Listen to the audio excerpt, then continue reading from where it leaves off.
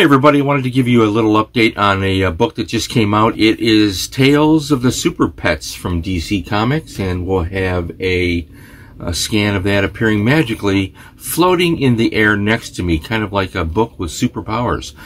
This is a retro look back at the Super Pets, and it's a very slender volume. It's not as thick as it could have been. I think it is it's really good, as you saw from that little clip.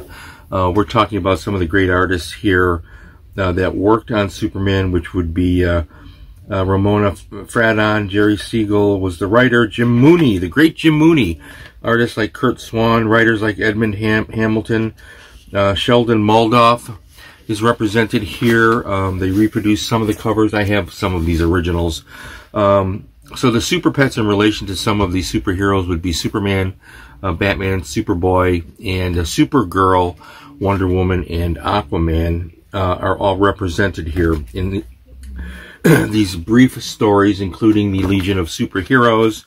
You have Streaky the cat, Crypto, obviously the horse, the monkey, and who knows. They're fun stories to read. These are for young readers.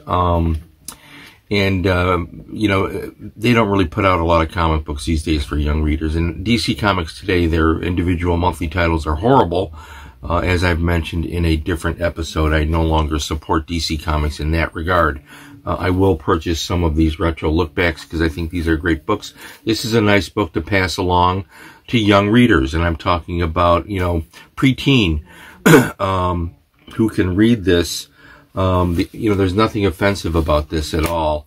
By the way, the Batman story in here with Ace the Bat Hound, the ending is a hoot. I mean, it's just really funny. You get some of the great classic artwork. Note, for example, you colorists out there, I've mentioned this before, note that these are primary colors and they know how to use them back then. DC doesn't put a lot of these trade paperbacks out anymore. They started doing this, as you've seen in some previous episodes. They've stopped. They put out a few now and again. I don't think DC Comics really knows what to do with their archive. They clearly don't know what to do with their monthly titles. But when they do put something out, it's worth looking at like this. The retro stuff is worth looking at, not the current monthly titles. So I'm in favor of this. This is a great book to give to young readers, so that they can explore the story. This is a type of thing where you can help them learn to read. You can go over the story with young readers and discuss it with them. And I guarantee you, young readers, you know, they're not stupid. They're going to like this. They're going to embrace it. There's a reason why this type of material was once so popular. So I'll give a nod. Tales of the Super Pets, clever little title. And